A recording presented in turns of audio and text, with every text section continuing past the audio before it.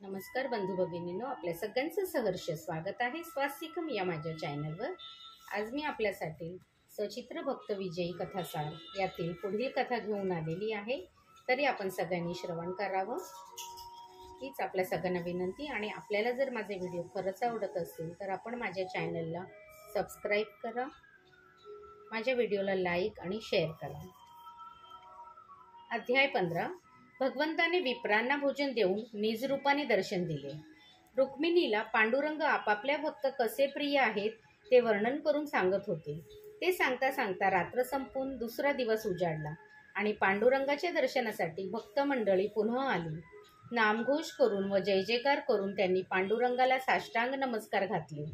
त्याचे ध्यानरूप समोर पाहून भक्तांच्या नेत्रातून अश्रुपात वाहू लागले। त्या सुखाचा अनुभव वर्णन करणे अशक्य।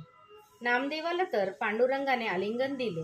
सर्व भक्तांकडे कृपादृष्टीने पाहत पांडुरंग रुक्मिणीला म्हणाले, प्रिये, काल मी प्रायश्चित घेतले तेव्हाच मनात संकल्प केला होता की आपण स्वतः ब्राह्मणांना भोजन द्यावे, त्यांना संतुष्ट करावे, आपले चतुर्भुज रूप त्यांना दाखवून त्यांच्या मनातील संदेह नष्ट करावा। सत्संगाचा महिमा असा आहे की सर्वत्र आपली कीर्ती वाढेल। रुक्मिणी म्हणाली, खरेच आपण म्हणता तसेच करूया, अक्षता देण्यास चलावे। सर्व वैभव आपलेच असताना चिंता कसली। मग नामदेवाला आलिंगन देऊन व त्याला बरोबर घेऊन पांडुरंग कुंडल तीर्थावर गेले। अनेक ब्राह्मण तेथे होते। अकस्मात पांडुरंग तेथे उपस्थित झाले व त्यांना नमन करून त्यांनी सर्वांना भोजनाचे निमंत्रण दिले। ब्राह्मणांनी त्यांची स्तुती केली व नामदेवाला असेच प्रेम सर्वदा द्यावे अशी विनंती केली। निमंत्रणे दिली व पांडुरंग देवळात परत आले। तेच रुक्मिणीला म्हणाले, मी सर्व ब्राह्मणांना बोलवले आहे, स्नान संध्या करून आता ते लवकरच येतील। आजचा दिवस मोठा भाग्याचा। रुक्मिणी म्हणाली, त्यांचे पुण्य फळास आले म्हणून त्यांना सहजच तुमचे दर्शन झाले। काही वेळाने ब्राह्मणांचा समुदाय देवळापाशी आला। देवाने त्यांना उत्तम भोजन दिले व संतुष्ट केले। नंतर ते त्यांना म्हणाले, आज माझे फार मोठे भाग्य आहे, आपली ही सेवा मजकडून घडली। ब्राह्मण भोजन करीतच होते तेव्हा तो म्हणाले, जो जेवताना प्रत्येक घासागणे गोविंद गोविंद असे म्हणतो तो भोजन करूनही उपवासीच आहे। आता आपल्याला भक्तांसह मी प्रसाद म्हणून अन्न ग्रहण करतो। आता सर्वांनी स्वस्थ अंतकरणाने जरा वेळ बसावे। असे म्हणून त्यांनी भक्तांना जेवायला बोलवले। सर्वजण देवांबरोबर जेवत असता देवगण विमानात बसून कौतुक पाहत होते व हेवा करीत होते।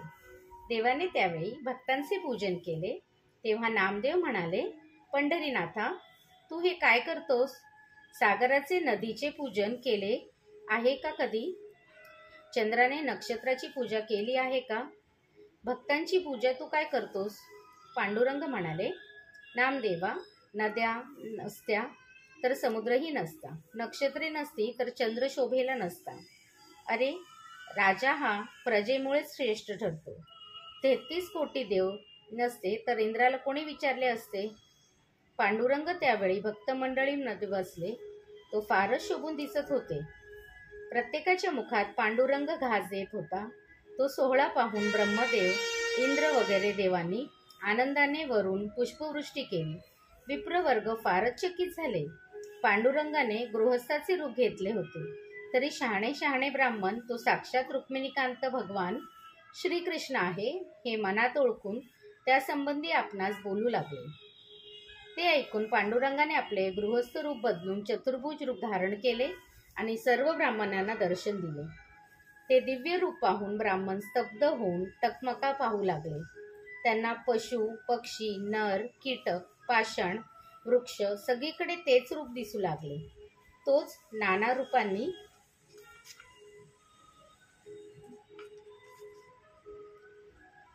नटला आहे असे त्यांना दिसू लागले। ते पाहता पाहता ब्राह्मणांचे देहभान हरपले। त्यांना जगजीवनाचे सावधान केले।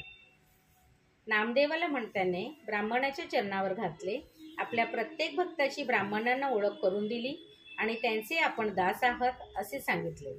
ब्राह्मण मधुर वचनांनी त्याला म्हणाले, भगवंता, तूच आमचे माहेर आहेस, आमचे भाग्य म्हणूनच तू आम्हाला दिसलास। आता आमची प्रपंच मागता नाहीशी कर आणि तुझ्या चरणांचा वियोग होणार नाही असे कर, एवढीच विनंती आहे. भोगमोक्ष धनसंपदा आम्हाला नको. जन्मोजन्मी तुझीच संगती आम्हाला हवी. वेदपठण करता करता आमचे मन बाहेर धावत गेले आहे. त्याने आमची बुद्धी चळली. आम्हाला गर्व झाला आहे. तुझी खूण कळली नाही तर जीने व्यर्थ आहे. अशा रीतीने सर्व ब्राह्मणांनी पंढरीनाथाची स्तुती केली आणि नित्यभक्ती लाभावी अशी प्रार्थना केली. पांडुरंगाने ब्राह्मणांना व भक्तांना सांगितले, ज्ञानदेव हा माझा आत्माच आहे. तो जे सांगेल ते नीट ध्यानी धरा. तो जीवाचा अनुभव सांगेल तेथे सद्भावना ठेवा. मग तप जप सायास काही लागणार नाही.